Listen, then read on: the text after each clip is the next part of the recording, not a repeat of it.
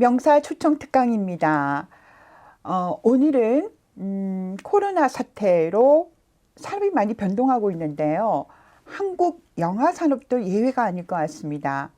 한국 영화 산업의 주역이시자 중추로서 우뚝 서 계신 대표님 한 분을 모시고 한국 영화 산업의 현재와 미래에 대해서 들어보겠습니다. 신과 함께 보셨을 겁니다. 시리즈로 쌍천만이라는 표현을 하죠. 쌍천만을 기록한 한국 영화계에 큰 족적을 남기신 제작자이십니다.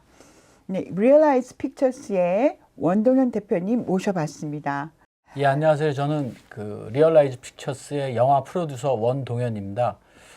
강소영 교수님의 초청을 받고 이렇게 서울 디지털대학교에 처음 와봤는데 어쨌든 같은 꿈을 꾸는 후배들에게 제가 그동안 한 30년 정도 영화 일을 했거든요. 그래서 30년 정도 영화 일을 하면서 제가 겪었던 또 지금 한 번도 겪어보지 못한 코로나 팬데믹에 대해서 영화 산업이 또 어떻게 또 영화라든지 드라마 쪽, OTT 쪽에 대해서 제가 알고 있는 부분에 대해서 또 제가 생각하는 부분을 여러분들하고 솔직하게 말씀을 나누는 시간을 갖도록 하겠습니다. 감사합니다. 네, 와주셔서 감사드리고요. 저와 구보경 교수님이 함께 해주십니다. 문화예술경영학과 구보경 교수님도 또 박수로 맞이해 주시기 바랍니다. 네. 명사 초청 특강인데요. 대담 형태로 한번 구성해 봤습니다. 올해 어떻게 지내셨는지 좀 여쭤보고 싶습니다. 올해 저는 작년 코로나가 발생하기 직전인 작년 2019년 12월에 자백이라는 영화를 저희가 크랭크인 했거든요. 그래서 자백이라는 영화를 크랭크인해서 코로나가 아마 우리나라에 1월 말 구정 지나고 설날 지나고 아마 본격적으로 이제 확산되기 시작했는데 맞습니다. 2월 말에 촬영을 끝내놓고 원래는 이제 올 연말쯤 개봉을 하려고 했는데 이제 더 코로나가 더 지금 더 확산되고 있어서 지금 자백이라는 영화를 개봉 대기 중에 있고요. 그다음에 제가 신과 함께 1, 2를 1편, 2편을 찍었는데 이제 3, 4편을 영화 3, 4편은 준비하고 있고 그다음에 신과 함께를 시즌제 드라마로 OTT용 드라마로 지금 기획하고 있어서 그거 대본 작업이 끝나가지고요. 그래서 이제 내년에는 이제 캐스팅하고 이제 우리가 그걸 패키징이라 그러는데 그 패키징을 해서 내년에는 이제 신과 함께 드라마를 드라마로 그 드라마를 시즌제 드라마로 시즌제 드라마로 준비하고 있고 그리고 전지적 독자 시점이라고 지금 네이버 웹툰에서 서비스되고 있는 연재물이 있는데 그걸 제가 판권을 구매해서 그거는 이제 영화, 드라마, 애니메이션 준비 중에 있습니다. 주호민 작가님의 웹툰도 판권을 사셔서 신과 함께를 연출하신 거죠? 네네. 주호민 작가가 저승편을 제가 주호민 작가를 2011년도에 처음 봤는데 2011년도에 신과 함께가 저승편, 2승편, 신화편 이렇게 파트 1, 파트 2, 파트 3로 구성되어 있는데 저승편을 연재할 때 제가 신과 함께를 접해서 2011년도에 주호민 작가랑 계약을 했고요. 그다음 계약한 연후에 이승편하고 신화편이 연재가 돼서 그것까지도 이제 판권을 구매하면서 한국 지금 헐리우드는 잘 아시겠지만 마블이라든지 DC 코믹스라든지 헐리우드 시스템을 인더스트리를 산업을 다 먹여 살리는 게 프랜차이즈 영화들이거든요. 배트맨이 됐건 어벤져스가 됐건 슈퍼맨, 스파이더맨 등등의 모두 다 프랜차이즈 영화들인데 원더우먼도 있고 근데 한국에는 20개가 넘는 1000만 영화 중에서 프랜차이즈 영화가 없었거든요. 그래서 저는 이게 산업적으로 이 산업의 안정적인 산업을 만드는 건 사실은 헐리우드도 다 중국도 다 이제 프랜차이즈니까 저도 이제 한국에서 프랜차이즈 영화를 해야 되겠다라는 생각으로 신과 함께를 했는데 이제 다행히 아까 교수님께서 모두에 말씀해 주신 것처럼 1, 2편은 정말 운 좋게 쌍천만 시리즈가 돼서 한국 최초죠? 예, 한국 최초입니다.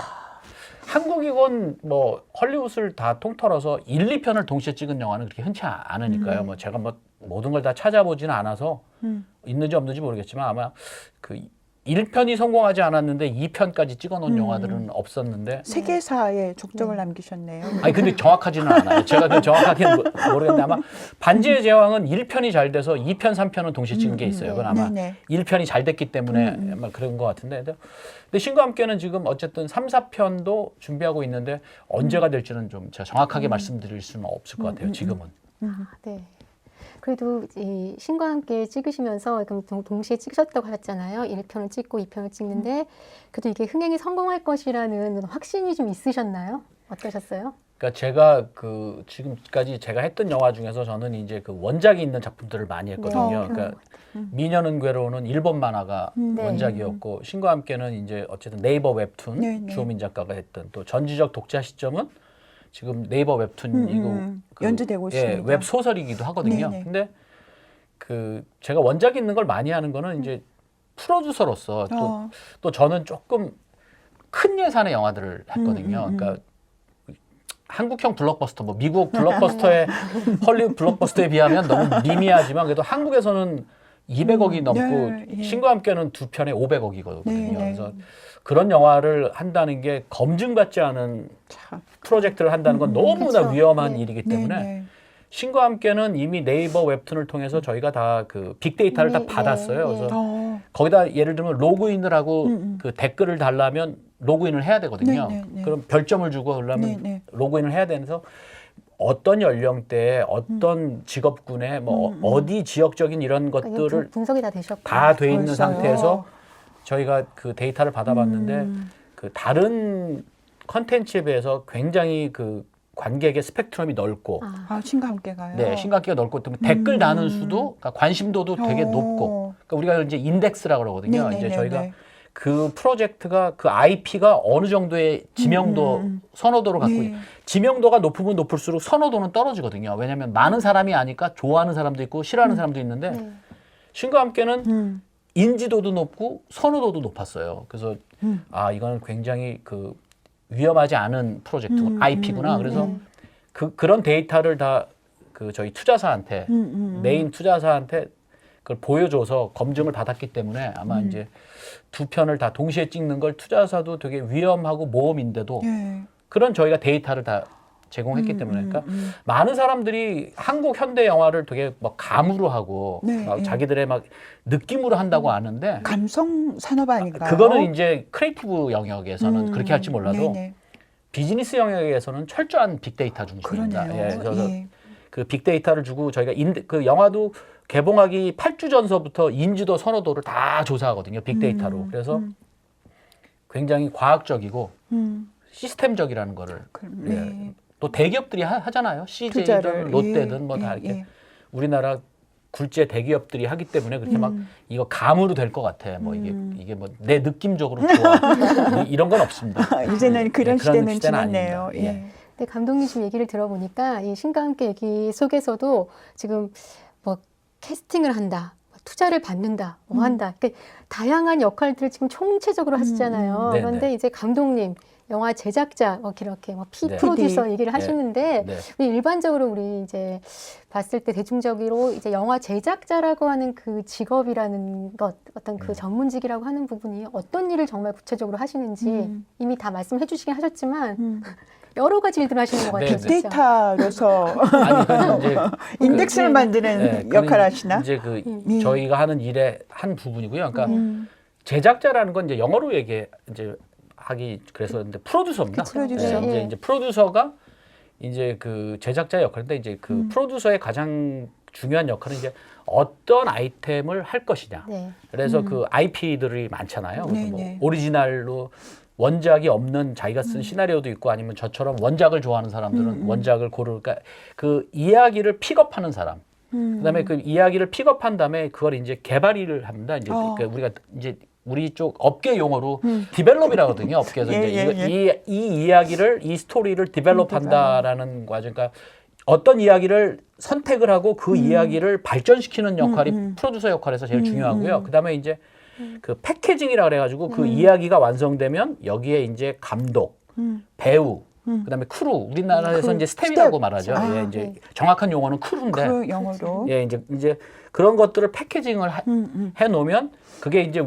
우리의 이제 그 자본이 되는 자산이 되는 거죠. 그래서 그걸 가지고 투자자들한테 이거를 이제 보여줘서 우리는 이런 시나리오에 이런 배우의 이런 스텝들의 예산은 얼마다. 그래서 그걸 이제 그 저희가 그 저희 투자 유치 활동을 해서 이제 투자가 유치되면 설득을 시켜야 되는 거죠. 설득이죠. 설득인데 이제 그 역할까지 다 하는 거네요. 그럼요. 그건 그렇게 하는데 이제 그 이후에는 이제 프로덕션이라 그래가지고 영화를 촬영을 하고 네. 그 다음에는 이제 포스트 프로덕션이라 그래가지고 이제 뭐 편집, 뭐 컴퓨터 그래픽, 믹싱, 사운드 작업을 다 한 다음에 그 다음에 이제 배급, 유통을 하는 거죠. 네. 그건 유통이라는 건 뭐 극장도 있고 그 다음에 이제 그 IPTV라든지 VOD라든지 하는 이제 맞습니다. 부가 판권 네. 시장이 있고 해외 시장이 있고 네네네.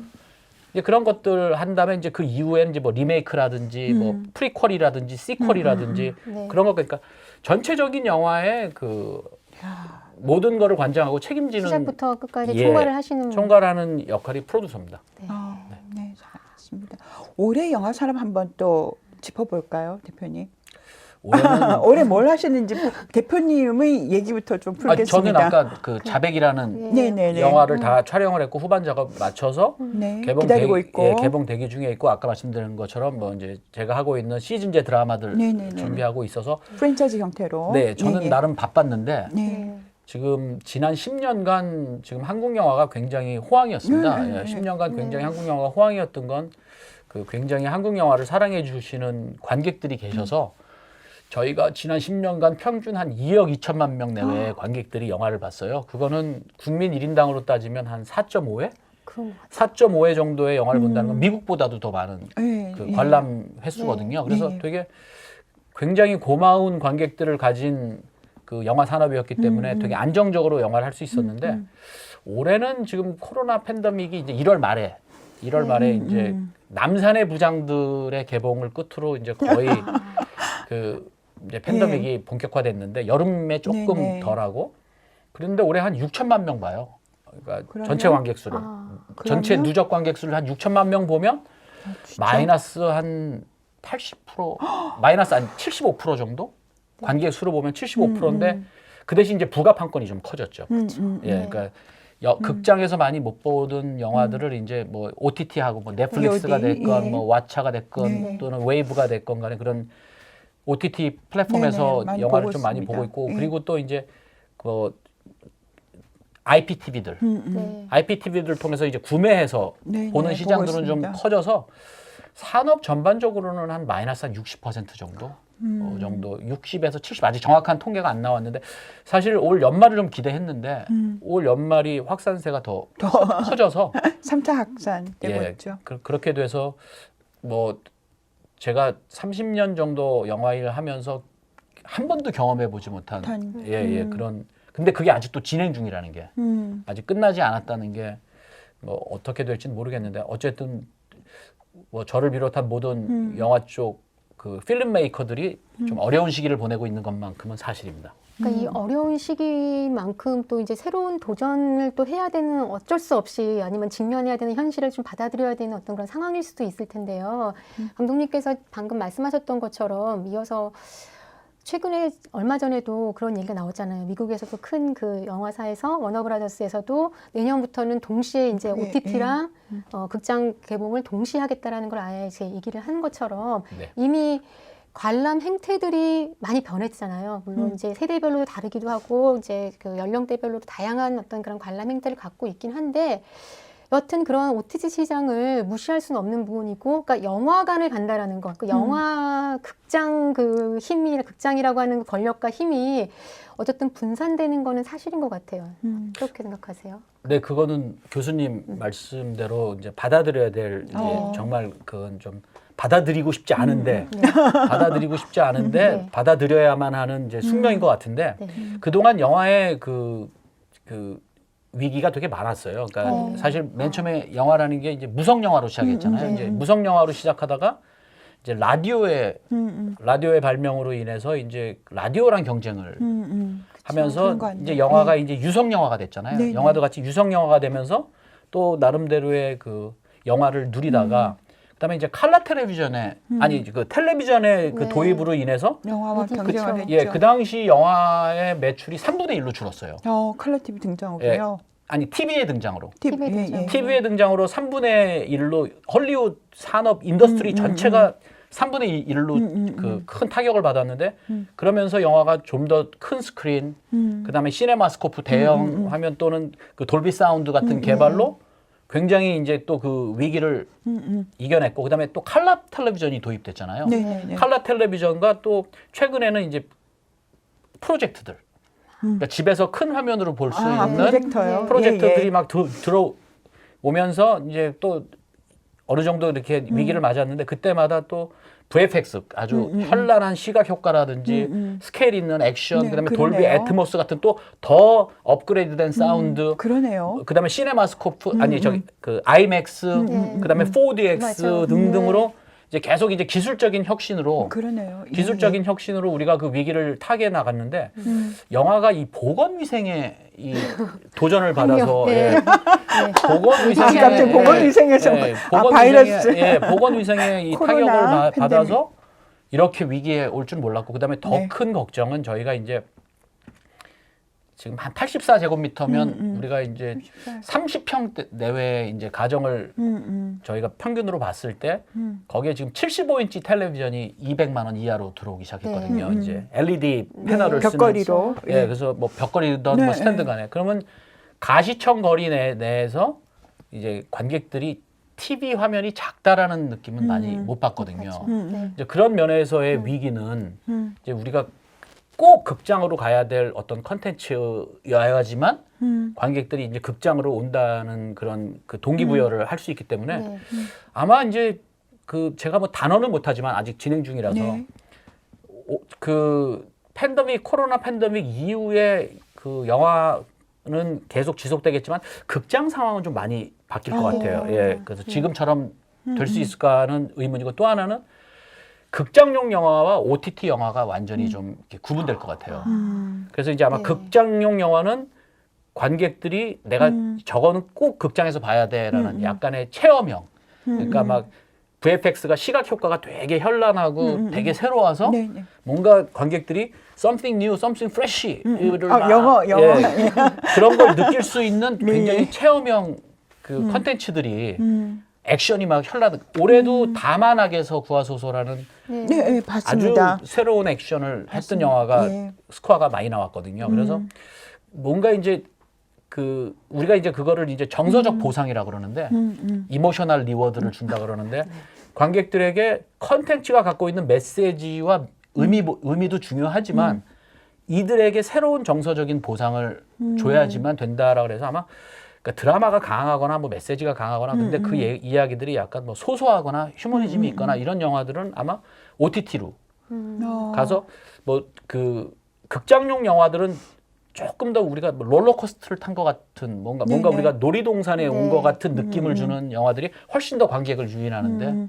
더 그 유리한 게 아닌가라는 그래서 저희들은 그렇게 예측을 하고 있습니다. 네, 그러니까 코로나 시대에서 다시 회복이 되더라도 다시 돌아갈 수 없는 어떤 그런 상황도 분명히 있긴 한데 영화 같은 경우에도 어찌 보면 대체 불가 컨텐츠일까 아닐까라는 논란들도 많이 되고 있긴 한 것 같아요. 우리가 지금 이제 비대면 사회에서 살면서 재택근무를 통해서 이제 굳이 안 가도 됐구나를 깨달았던 것처럼 그래서 굳이 극장에 안 가도 쉽게 편하게 내가 보고 싶을 때 언제 어디서나 내가 편한 시간에 왜 극장에서는 제공되는 영화가 있잖아요. 그거를 우리가 봐야 되는데 좀 선택의 폭이 소비자들이 선택의 폭이 분명히 넓어진 것도 사실이긴 하나 또 한편으로 꼭 극장에만 가야 될 수밖에 없는 그런 이유들도 분명히 있기는 할 것 같아요. 영화관에 가야 되는 이유가 꼭 영화를 보는 것뿐만 아니라 가족과 함께 팝콘. 동반자와 함께 같이 팝콘 갈 먹으러. 수밖에 없는 네네. 그런 어떤 그 경험을 할 수 있는 그 기회이기 때문에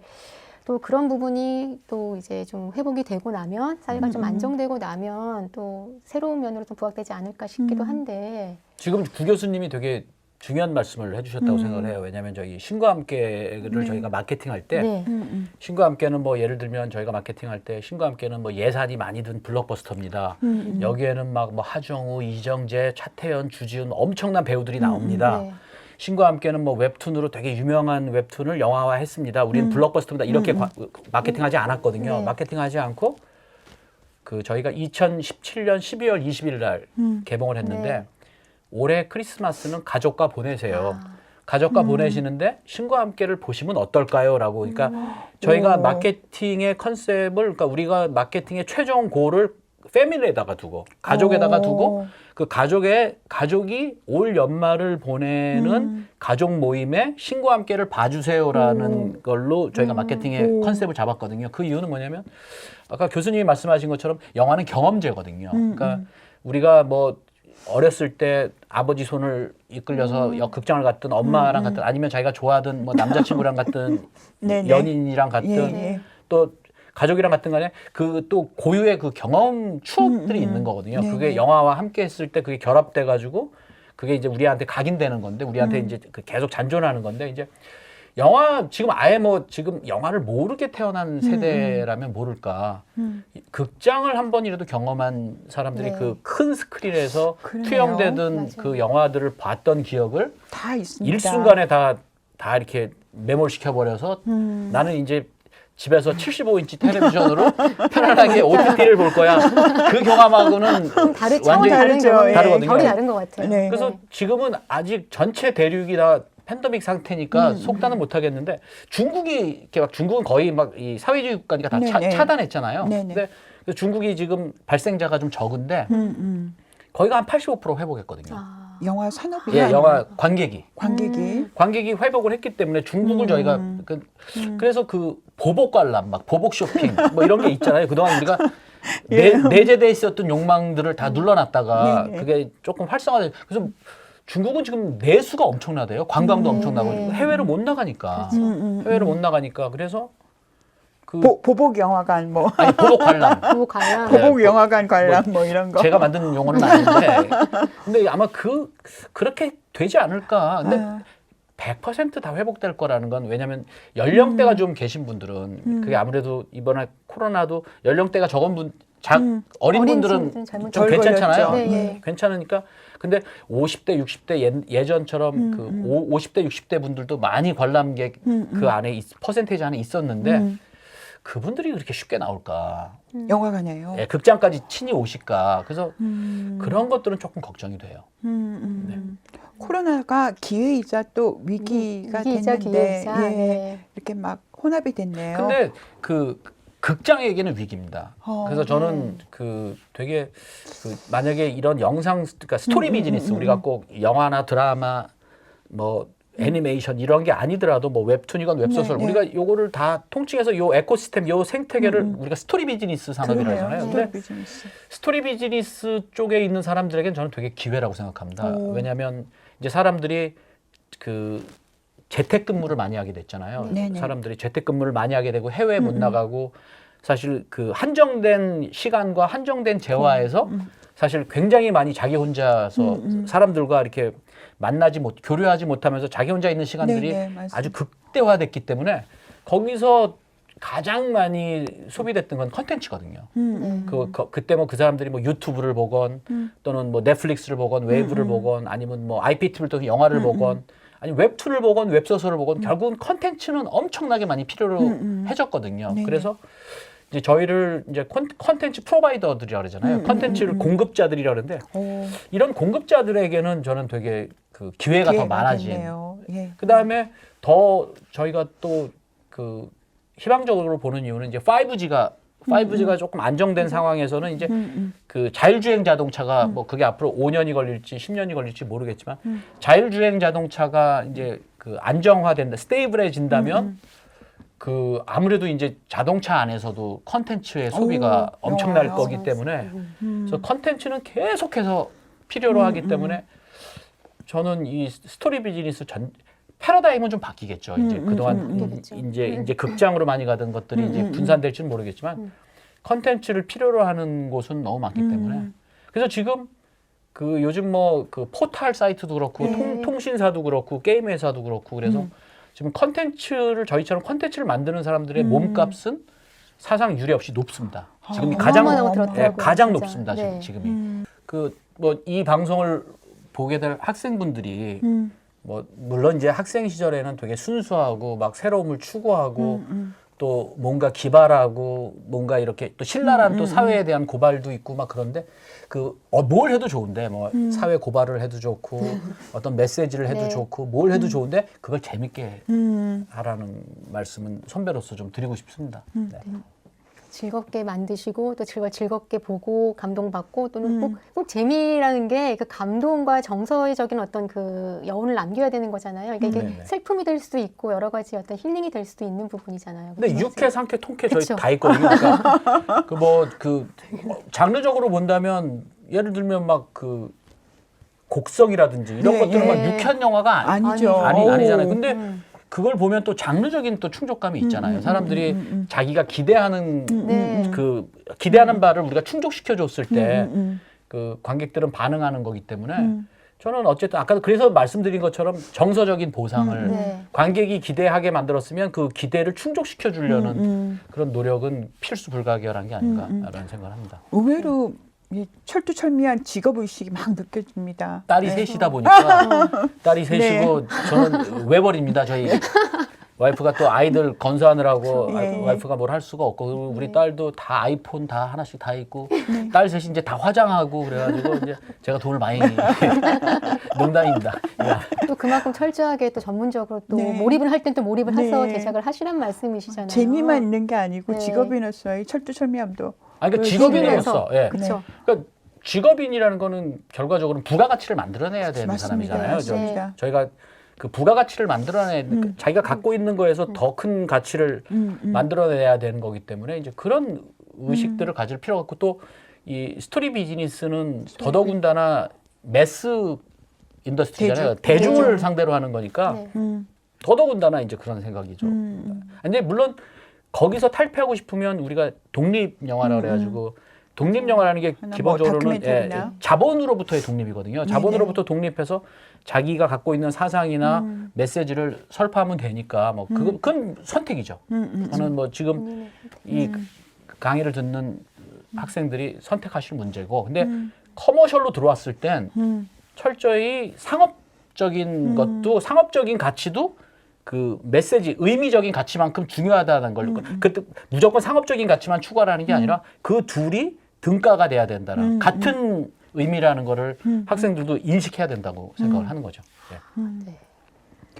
내년 영화계 어떨까요, 대표님? 그리고 대표님 내년 계획 미리 여쭤봐도 될까요?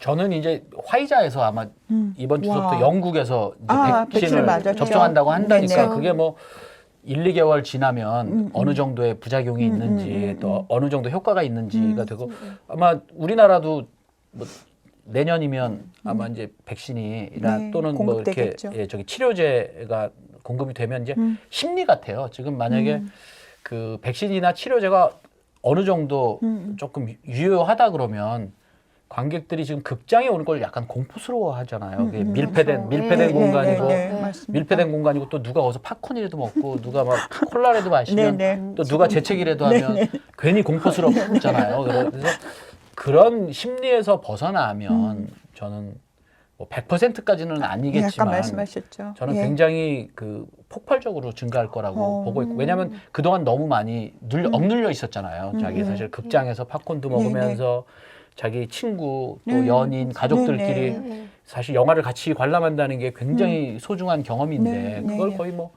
저야 뭐 직업이 영화인이니까 저는 그럼에도 불구하고 이렇게 거리 두기 하면서 현장에 계시잖아요. 네, 저는 네. 영화를 많이 네. 봤지만 많이 안 보신 분들이 대다수니까 아마 저는 회복될 거라고 보고 아까 말씀드린 것처럼 그다음에 산업은 조금 재편될 것 같아요. 그래서 예전에 그 기존에 있었던 어떤 대기업 체제에서 통신사라든지 포탈이라든지 게임사 같은들이 들어와서 이제 아마 생태계가 예, 에코시스템. 네, 에코시스템이 이제 새롭게 재편되는 그리고 빠른 시간 안에 저는 OTT가 이제 그 뭐 지금 내년에 애플 TV가 이제 빠찡고라는 이민호 씨가 주인공인 그 드라마를 통해서 한국에서 이제 연말에 런칭한다고 하더라고요. 연말에 예. 런칭을 할 것 같고 내년에 그다음에 이제 디즈니 플러스도 곧 들어올 것 네. 같고 그다음에 HBO 맥스 그다음에 무슨 뭐 애플 TV도 있고 뭐 등등 아마존 프라임도 있고 네.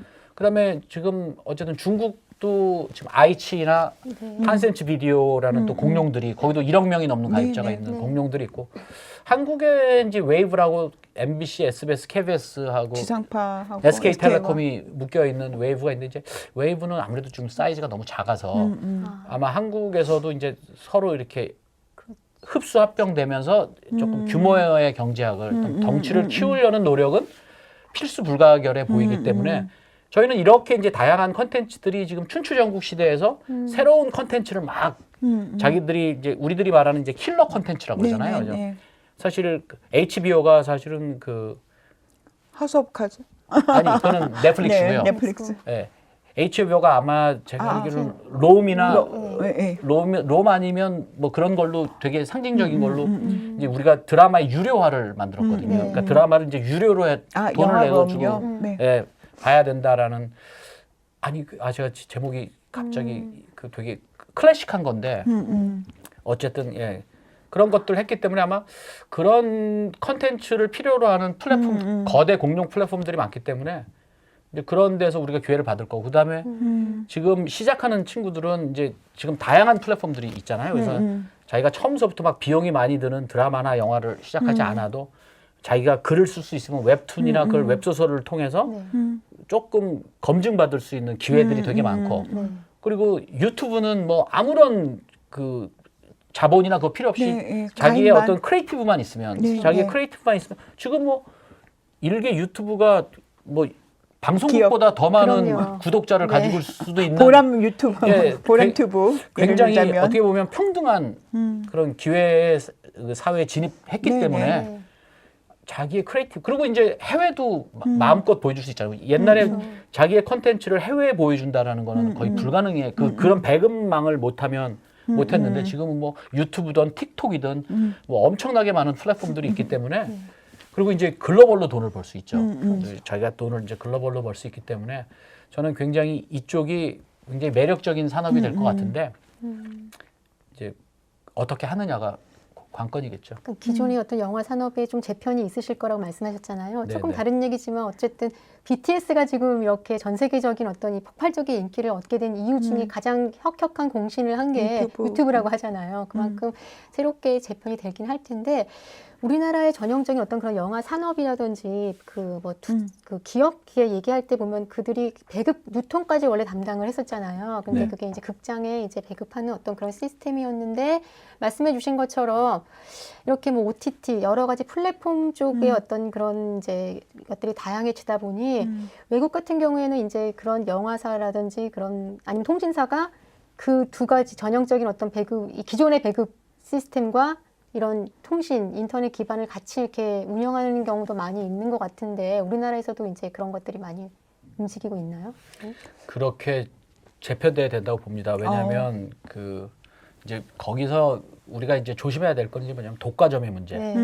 독점, 예, 독과점. 이게 이제 독과점의 문제를 해야 되고 또 영화에서도 크게 많이 보고 있는 게 수직 계열화라 그래가지고 대기업들이 뭐 투자 배급서부터 유통, 네. 제작까지도 다 극장까지 겸하면서 자사에 이익되는 일은 많이 하고 그다음에 자사에 이익되지 않는 일은 안 하면서 불공정이 벌어진다라는 것들이 근데 이제 지금 근데 대기업은 다 지금은 그런 뭐, 형태로 되고 있죠. 예, 근데 지금은 뭐 지금 산업이 완전히 그 코로나 팬데믹 이후에 뭐 지금 뭐 독과점을 할래야 할 방법도 하고 없고 싶어도 못해요. 할 방법도 없고 그다음에 그 지금 넷플릭스나 뭐 네. 글로벌 그 뭐 디즈니 OTT? 플러스나 HBO Max, 애플 TV 등등이 막 들어오는데 지금 국내에서의 점유율이 뭐가 문제겠어요.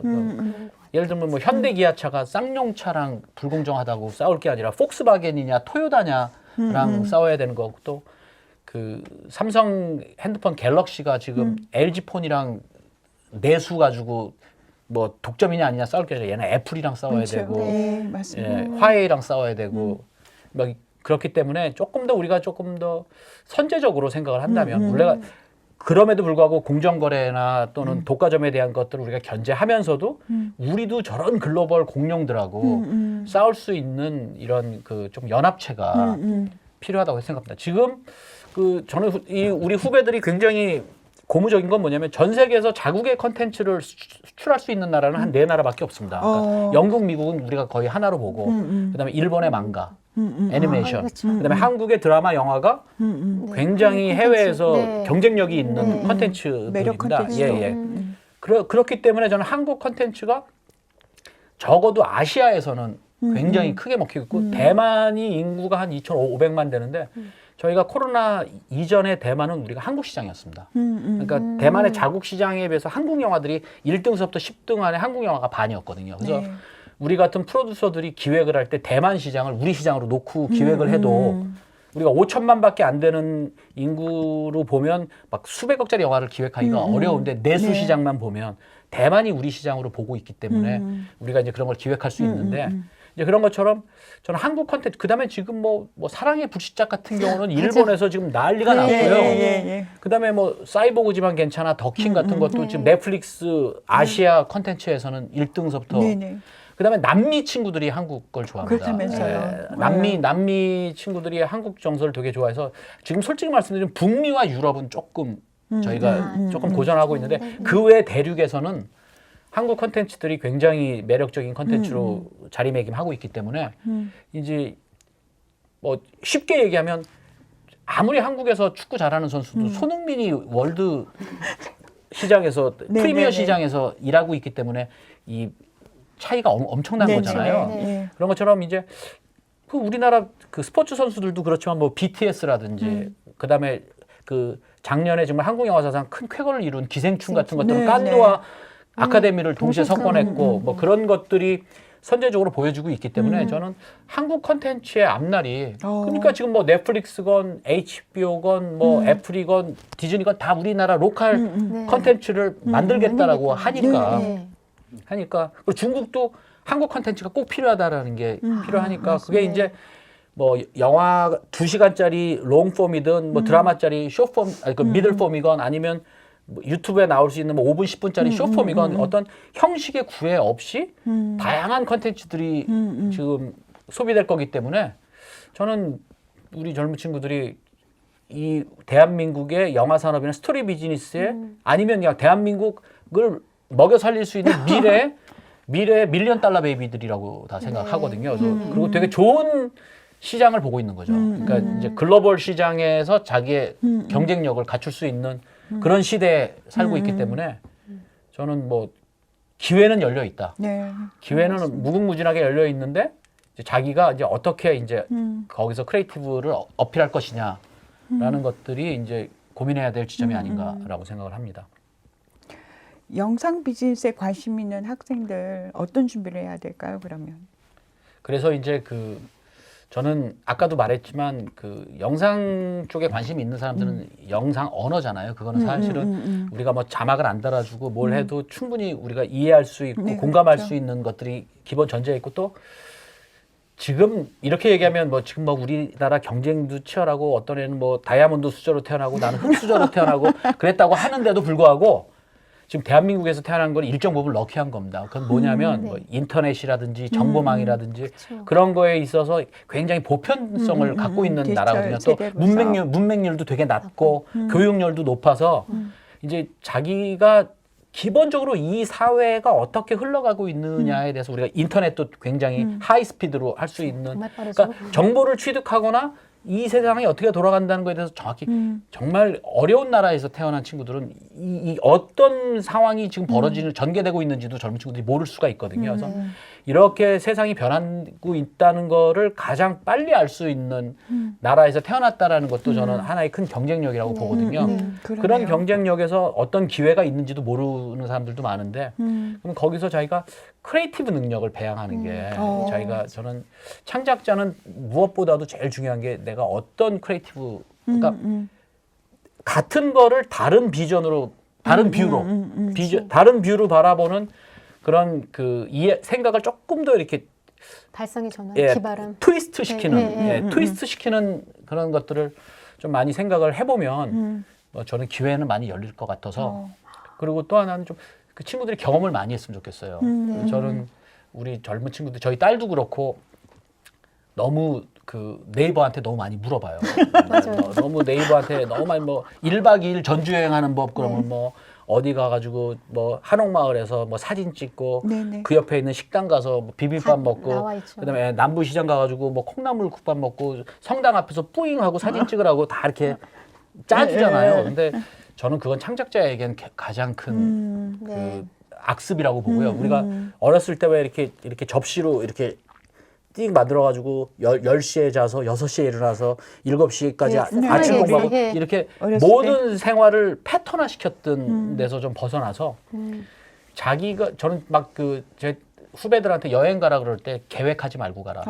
네가 계획하지 말고 정말 이 동네 가면 죽을 수도 있다. 그런 데만 좀 위험한 뭐 할렘이라든지 이런 데만 체크한다면 네가 막 가. 그래야지 내가 예측 못한 상황에 내가 있어봐야 내가 복합적으로 사고할 수 있거든요.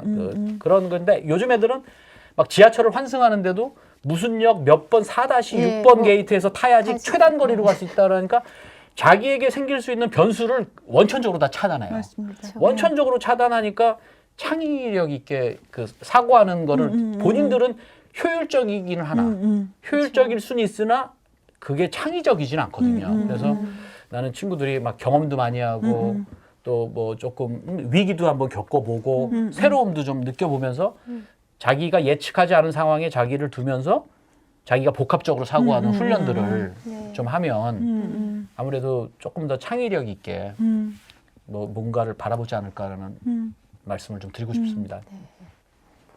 지금 말씀해 주시니까 이 창의력과 연결돼서 아까 네이버 검색인데 그 다음에는 좀 더 어린 세대들은 그냥 유튜브만 보면서 그냥 네. 있는 그대로 네. 따라 한다고 하더라고요. 근데 효율적일 수는 있으나 네.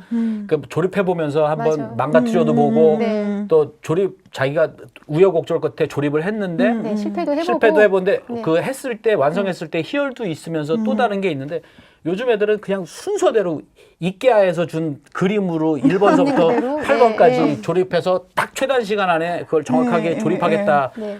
근데 보면 우리도 이렇게 뭐 핸드폰이나 그러니까 휴대폰이나 뭐 이런 기계를 보면 그걸 보통 직관적으로 느끼는 게 중요하잖아요. 네. 매뉴얼 안 보고 네. 매뉴얼을 안 보고 내가 이걸 한번 눌러봤을 때 이런 기능이 있었네. 뭐 이렇게 했을 때 내가 직관적으로 사실 그 직관을 키우는 게 그 매뉴얼을 보고 그 거기를 직관. 따라가는 것보다는 훨씬 더 네. 중요하거든요. 네. 그래서 그러네요. 나는 아니 물론 이제 다른 걸 전공하는 친구들은 또 그게 중요할 수도 있죠. 특히 공무원을 하겠다는 친구들이 막 너무 창의력을 부리면 위험한 거니까. 네네. 그거는 이제 시스템을 질서를 안정시키는 친구들은 그래야 되지만 그래도 영상을 하거나 창의력을 하는 그쵸. 친구들이 뭔가 직관과 만들어내는. 창의력을 배양시키지 않는 건 네. 그건 제가 볼 때는 너무 위험한 일 같으니까 네. 그런 것들은 이제 뭐 교수님들도 인도해 주시고 네, 예. 또 학생들도 스스로 이렇게 하면서 그런 것들이 이제 몸에 배이면 아무래도 이제 바라보는 뷰가 좀 달라지지 않을까 예, 생각합니다. 듣다 보니까 다시 좀 돌아가서요. 그 이런 창의력을 가진 이제 미래 인재들도 나오게 되고 또 요즘 이 세상에 이제 플랫폼이라는 어떤 그런 그 다양한 기회잖아요. 사실은 그 기반에서 어찌 보면 이제 영화라는 전형적인 형식이 있잖아요. 그런 것도 예를 들자고 하면 정말 그 꼭 반드시 뭐 물론 지금도 다양하긴 하지만 형식이나 장르가 좀 파괴될 수 있는 그런 영화의 장르들도 또 많이 나올 수 있을 것 같다는 생각도 시간도 들고요. 러닝 타임도 1시간 반에서 뭐 3시간이 아까 말씀드렸던 아니고 것처럼 무슨 드라마 시리즈처럼 예. 영화가 계속 나올 수도 있을 것 같다. 그런 기회들, 그런 환경들이 자꾸 조성되는 거 아닌가 싶은 생각도 들어요. 그러니까 우리가 생각한 것보다 그 어떤 기술적인 도약이나 또 아까 네. 교수님 말씀하셨지만 플랫폼의 그 발전은 뭐 우리가 상상도 할 수 없을 만큼 그런 것 빨라요. 같습니다. 예, 빠른데 사실 그러다 보니까 컨텐츠가 또 많이 생기고 또 컨텐츠를 지향하는 또 그 미래 세대들도 더 많아지고 그러다 보니까 또 경쟁도 그만큼 또 사실 네. 치열하거든요. 경쟁도 되게 치열하고 그다음에 진입 장벽도 없어졌고 아까 말씀하신 것처럼 그렇죠. 누구나 할 수 있습니다. 옛날에는 컨텐츠를 만든다는 게 돈이 없으면 돈과 장비가 돈 장비 인력이 네, 없으면 네. 못했는데 지금은 스마트폰 하나로 스마트폰으로 하나면 그냥 자기 방에서 모든 영상, 그냥 콘텐츠 예, 만들 수 있죠. 유튜브 만들어서 그게 뭐 100만, 영화가 될 200만이 갈 수도 수도 있는 있잖아요. 거고 네. 이야기가 될 수도 있고 네. 퀄리티는 안 중요하거든요. 뭐 걔네들이 막 그걸 막 4K로 또는 6K, 8K로 뭐 송출하지 않아도 컨텐츠만 재밌으면 얼마든지 네. 구독자가 있는 그런 시대이기 때문에 아마 그 우리가 생각하는 것보다 그런 기술적인 진보는 되게 많겠지만 그래도 또 레거시 미디어들이 있잖아요. 네. 원래 우리가 뭐 사대 매체. 예, 방송이 됐든 뭐 영화가 됐든 그래 또 그거를 또 계속 향유하고 즐기는 또 그게 일종의 루틴이 돼서 그게 하나의 습관이 되고 하나의 경험이 되고 네. 하나의 일상이 됐기 때문에 저는 일정 부분은 계속 둘이 공존하는 시대로 가다가 이제 거기서 이제 뭐 베타가 이기냐 VHS가 이기냐 뭐 이런 게 될지 그러니까 대체제가 될지 아니면 예. 보완제가 될지 그러니까 영화의 대체제로서 OTT나 새로운 유튜브 같은 이런 플랫폼들이 네. 대체제가 돼서 완전히 극장을 대체해 버릴지 아니면 극장도 존속하면서 보완제로서 이것들이 같이 공존할지 네. 그거는 제가 좀 시간을 두고 사실은 예, 그 같이 기로에 봐야 있는 것 같습니다. 기로에 있는데 이제 만약에 팬데믹이 길어지면 추이를 좀 봐야 돼요. 본의 아니게 OTT들이 아마 대체제가 될 수. 지금은 보완제형 네. 맞습니다. 성격이 큰데 그거는 뭐 제가 속단하기에는 네. 아주 예. 근데 전 대체제가 되기를 바라는 사람은 아닙니다. 저는 극장이 계속 존속하고 네. 보완제로서 OTT나 다른 플랫폼들이 존재하길 바라지. 저는 네. 그 극장에서의 그 경험이 불과 이 100년 안에 사라져야 된다라면 정말 너무 슬플 것 같습니다. 네. 아, 너무 얘기가 재미있어서 계속 몰입했습니다. 한국 영화 산업 밝습니다. 물론 사실적으로 극장 관람객 수도 줄고 극장에 OTT가 대체제로서 지금 보완제가 아니고 대체제로서 또 그런 흐름이 있지 않을까라는 두려움도 있지만 영상 세대로서의 여러분에게 지금의 이런 사태가 큰 계기가 되고 좋은 경험이 될 것 같습니다. 준비하라는 얘기도 해주셨고 많은 직업 얘기도 해주셨습니다. 오늘 구보경 교수님하고 저하고 이렇게 오늘 대표님 모시고 대담 해봤습니다. 어떠셨는지요? 그러면 박수로서 네, 마감을 할까 합니다. 네. 오늘 너무 유익했습니다. 네, 좋은 말씀 감사합니다. 감사합니다.